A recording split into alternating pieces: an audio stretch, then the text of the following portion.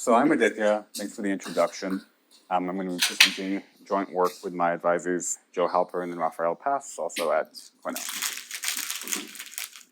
So I'll start by giving some motivation for lending pools and defining it a little bit. So lending pools are this DeFi application where lenders pool their money together and offer over-collateralized loans. So typically you collect cryptocurrency of one type and you offer a loan of a lesser amount in a different type of cryptocurrency. These platforms are very popular. These numbers might be a little outdated, might be about a year old, but at that time, platforms like Aave and Compound had over 10.6 billion US dollars, which was about 1/8 the total value of DeFi. But interestingly, these loans are not loans in the traditional finance sense. So they're not really increasing your liquidity because you're putting as collateral some liquid cryptocurrency and you're getting less than that as a loan. So instead, you can think of them better as increasing your exposure to the collateral assets. Talk about that a little bit and make sure that we're comfortable with lending pools. I'll go through an example here. And for here and for the rest of the talk, I'm going to assume that lenders are pooling USDC to loan out. They're accepting ETH for collateral. In this example, let's assume that the interest rate is 5%. There's an over-collateralization parameter, 1.5, and ETH starts out at 100 USDC. So a borrower can interact with this lending pool by depositing his ETH, 1 ETH. And when doing that, he gets a loan worth 67 USDC. You just divide the value of the ETH by the over-collateralization parameter. Now let's say this borrower thinks that ETH is going to rise. Then he might go to the spot market, take that loan, and trade it back for ETH again. So now let's say 1 year passes and ETH does rise 25%. Then the borrower can trade his ETH back on the spot market for more USDC, repay the loan plus interest, and reclaim his collateral. And doing the numbers here, a 25% increase in ETH's value can correspond to 38.4% increase in the borrower's value. So this is what we mean by increasing exposure to the collateral. Of course, this is a double-edged sword, and the other side is especially bad due to liquidation. So if your collateral goes below a certain value, then it's subject to liquidation where a third party can come in and acquire your collateral at some market rate discount. So this example is, the first half is exactly the same as before, but now after a year passes, let's say it actually drops 20%. The borrower's collateral of 1 ETH, which is still locked up, is now only worth 80. That drops below the liquidation threshold in this example. So here they lose almost half of their value from a small drop in ETH. So the main focus of this talk is to think about how lending pools should set the interest rate. So in practice, they often use supply and demand mechanics. They use these things called supply curves. And here, we'll use this thing. Here is an example of a supply curve. I think it was taken from Aave about a year ago. And they're basically these piecewise linear functions. On the x-axis, you have the utilization, and on the y-axis, you have the interest rate. And as utilization climbs, the interest rate rises slowly, and then at a certain point, it starts rising much more quickly. There's a bunch of problems with these setups. So first, one problem is that there's not really a principled way to set these supply curves. Some existing research shows that these piecewise linear functions actually tend to converge very slowly and perhaps never reach the market equilibrium. Another smaller problem is just that as a borrower, it can be kind of unclear to tell whether the current interest rates are a good deal.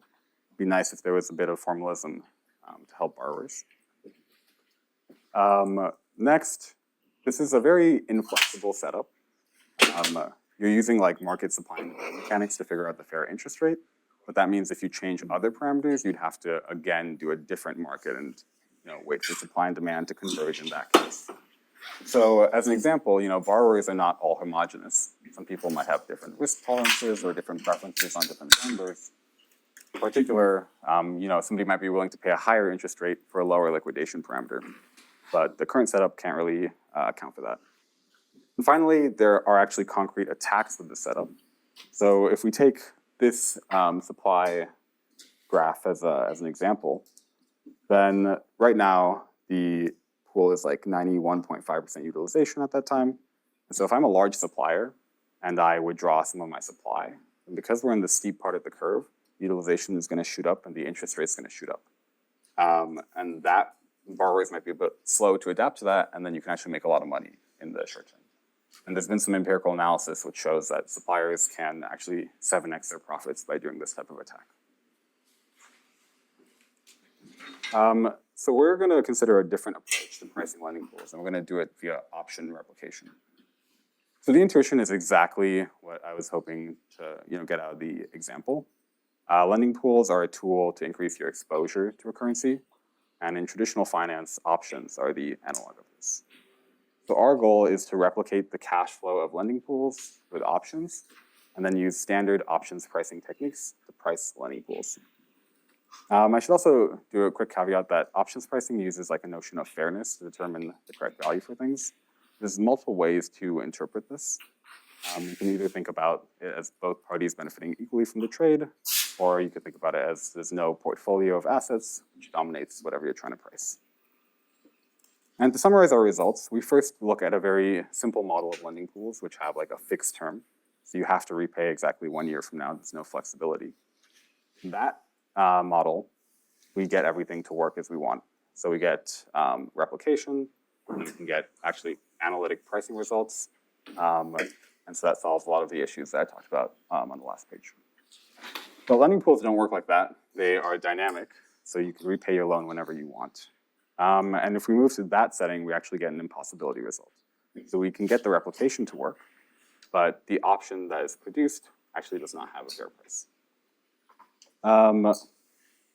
Finally, I present like some ways to avoid this. We can add different things to the model. Here, I focus on fixed fees. If we add that to the model and change the paradigm of lending pools a little bit, then we can recover a lot of the benefits that we got in the fixed term case.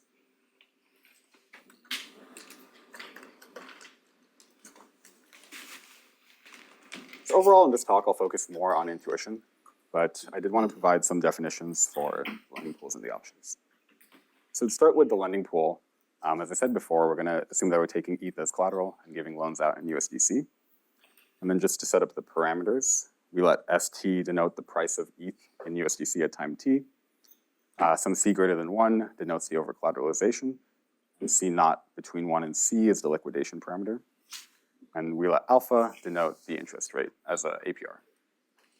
The basic loan action is just to deposit 1 ETH in the lending pool and get S0 over C as a loan in USDC. And in this fixed term example, there's some time, capital T, agreed upon ahead of time. The borrower can choose to repay the loan by paying back the loan plus or multiplied by some interest to reclaim their collateral. And yeah, so you can define some health factor for the loan, which is just the value of the collateral divided by the value owed. Liquidation occurs when this health factor drops below the liquidation threshold. For the options, we're going to use call options, which essentially let you buy a stock in the future at an agreed upon price. And we're going to use a particular type of exotic option called a down and out barrier option. So this is an option with some barrier, which is canceled when the price dips below that barrier. Yeah, and here the parameters are pretty simple. Use the exercise price, use the barrier price. And we consider both European options, which are the analog of the fixed term case. They're exercised at exactly some time in the future. And later on, we'll look at American options. Okay, so for the fixed term lending pool, I'll present the results briefly. So it turns out that we can replicate the utilities of both the borrower and the lender with an option with these parameters. So we have some exercise price here, we have some barrier, and as long as we have this option and we sell it for this value V, which is equal to 1 minus 1 over C times S0, then we get the full replication. I'm not going to step through this because it's really just a bunch of boring algebra, but the replication kind of works with this option. Now, given this, what we do next is we can use standard options pricing solutions. The standard example is just Black-Scholes.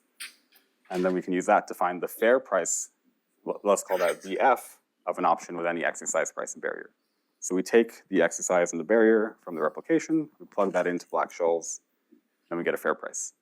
We set that equal to the price for replication, and then we get this analytic equation which relates the parameters of interest to lending pool parameters. So really the takeaway here is we define this option, and the option parameters are functions of the lending pool parameters. And then we can find the fair price of that option and set them equal. And that's exactly what theorem 3 says here. Of course, there's no unique solution, which is what you'd expect. Instead, you can fix any two, fix the liquidation, the collateralization, and get the interest, and any other arrangement. So in some sense, this is exactly what we wanted. We've solved all those issues, but it's only worked for the fixed term case. So let's move on to the more interesting case with dynamic perpetual lending pools. So here, the only change is that you can repay the loan at any time, and the loan never expires. Instead, we're continuously accumulating interest. Yeah, and the analog of this in the options world is just a perpetual American option with exactly the same traits.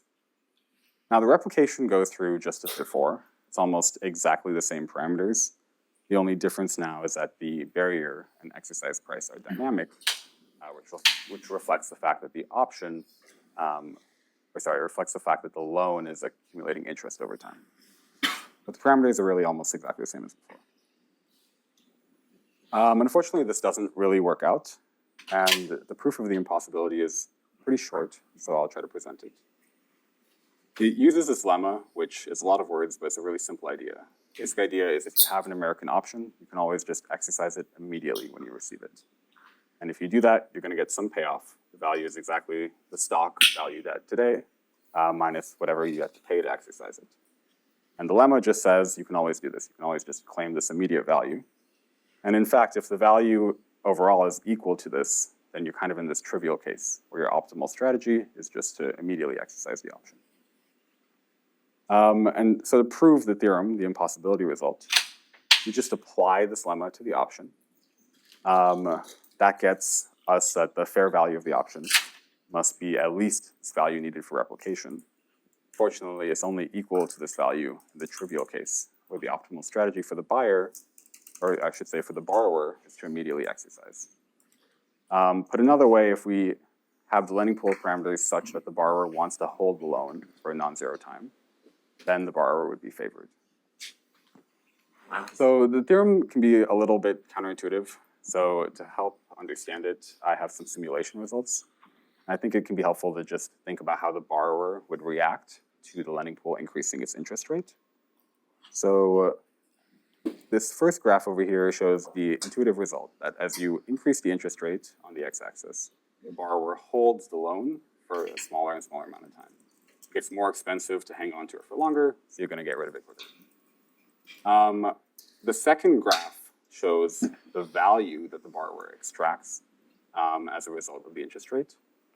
Actually, this might be the option, but they're really the same thing. So it's the value that the option buyer extracts as a result of the interest rate in the lending pool. And the basic takeaway is that there's this horizontal, kind of hard to see here, blue dotted line, which is just the limiting value of this value. And that turns out to be the fair value given this parameter. So what we're seeing is that we're only achieving the fair value, on the end here, in the case where the borrower is not holding it for any amount of time. So if the borrower wants to hold this loan for any amount of time, then they're essentially extracting too much value, more than the lender could receive. And very high interest rates are fair, but in this very trivial sense, where neither party is actually benefiting.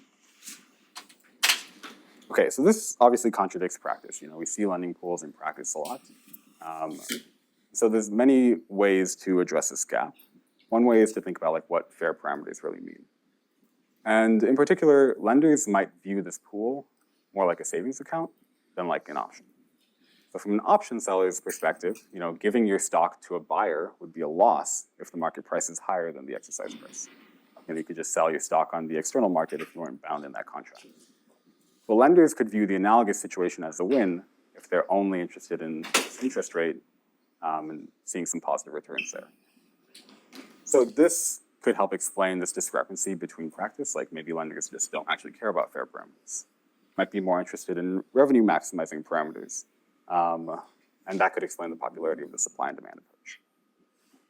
Here for this talk, we'll focus on ways to modify the model and adapt to actually finding fair parameters.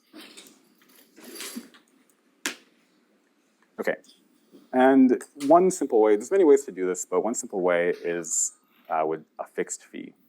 So intuitively, the problem that I presented is that the borrower is making too much money. So we need some way to transfer the excess utility from the borrower to the lender. In practice, this might be happening with like transaction costs and gas fees. That's something that was ignored in this model, but you'd expect the lenders to have less transaction costs if they park their money there for a while, as opposed to borrowers who may more frequently trade. Okay, so to keep things simple here, we're just going to consider a model where there's a fixed fee beta that borrowers are going to pay to lenders when repaying the loan. So this is different than existing lending pools. There's a fixed fee in addition to the compounding interest. And if we do this, we get kind of the desired results. We can replicate very little changes in the replication. Unfortunately, unlike in the fixed term case, we don't get an analytic formula for the fair price of this. But we can use simulations to find the fair price and then set that equal to the price needed for replication. So with this approach, we can recover the bundle pricing and all the other benefits of the fixed term. Okay, so to summarize the main contributions, one, we found analytic pricing results for the fixed term lending pools. Unfortunately, when moving to the more realistic dynamic setting, we found no fair prices. And actually, in our paper, we have extensions of this impossibility result to even more realistic models. For example, we kind of hand-wave liquidation as having no cost to the lender. Of course, if you actually have a more realistic model of liquidation, things don't get any better.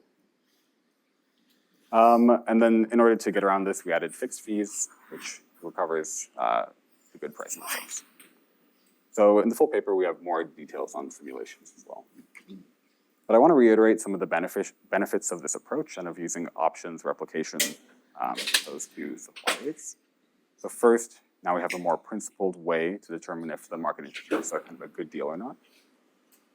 It's also a lot more flexible. If a lending pool can offer different bundles of fair parameters, they might be able to capture more borrowers who are not interested in just the fixed parameters. And now this avoids the interest rate manipulation attacks as well. And just to mention some future directions, I talked about revenue maximization a little bit, but that is an interesting future direction. It would require more assumptions on the pool of borrowers. Another very interesting direction is pricing different types of commitments. So here we talked about changing the interest rate for different liquidation and over-collateralization parameters. But maybe you could get better interest rates if you commit to trade in lower volatility periods or other things like that. And pricing that would be an interesting extension. Yeah, thanks everybody for your attention, and I'll take any questions.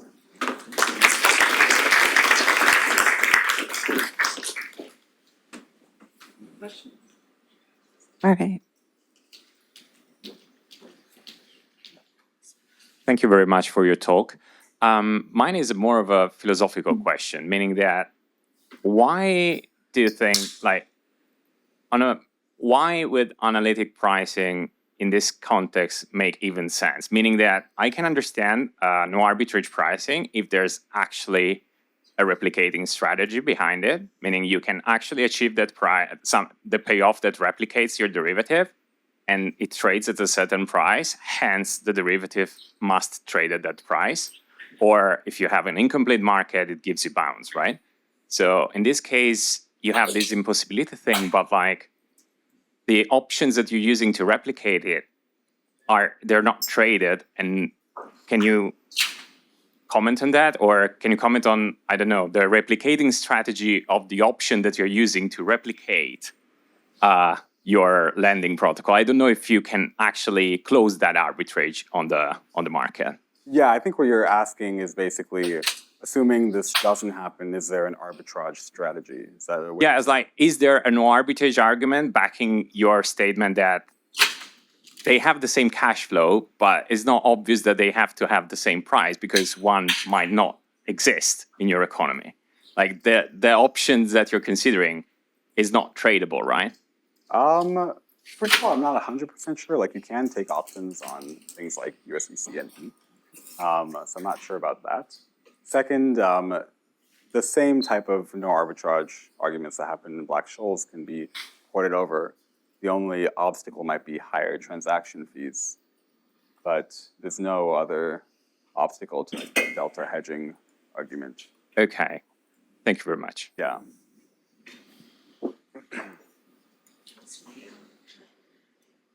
Hi, I was curious, what's the rationale behind like the chart you showed that was like this for the interest rate? Yeah. Why don't they use a linear model versus why there's like a sharp increase? Oh, I see. You're talking about like the supply rates? Yeah, like at the very beginning of your presentation. Yeah, I guess the idea is while you're, like, you want most of your pool to be lent out, so it's making interest. Of course, you could achieve that with many increasing functions. Like I said, there's not really a very principled way to pick these functions and one of the problems. But yeah, some of the aspects are basically just, you want a lot of utilization, so let's keep it low. Let's keep the interest rates low while the utilization is low. Then when it gets really high, we don't want to, we can charge a lot more.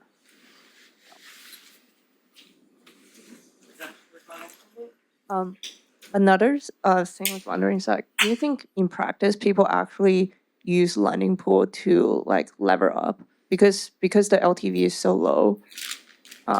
You're like better off to use perps or Yeah, I'm not 100% sure because, yeah, it really depends on this over collateralization. If there was more flexible pricing, that might also help with that, right? Like if the LTV is low right now, that's just because of the over collateralization parameters. So if you can actually price more flexibly and charge higher interest rates for better leverage, then you would actually see that using this.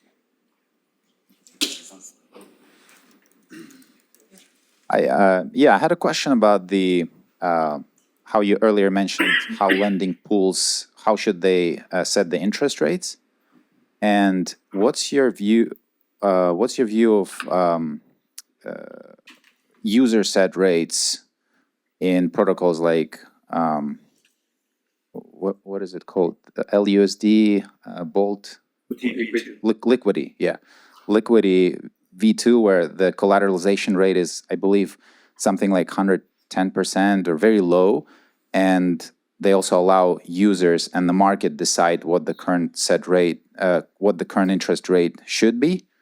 Obviously, if you're if you set your own rate and you're very low, then you run a risk of being liquidated with redemptions. By rate, you mean interest rate, or Yeah, the interest rate, the lending rate. why does setting that low mean you're more likely to be liquidated? Because they're prioritized. They ordered in the like if you set it very low, you're going to be the first one liquidated if there's a need for redemption, and if you set it very high, then obviously you're going to be there until the market moves toward you. Yeah.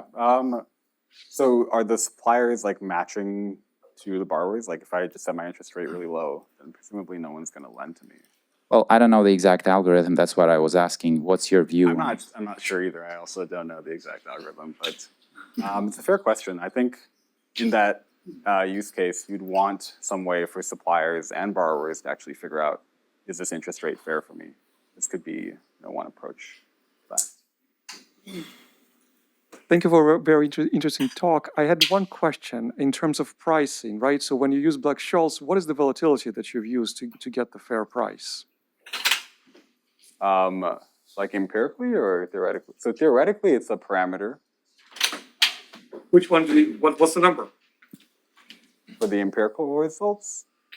So for the simulations, we used, like, we just looked at the volatility historically and we ran historical simulations.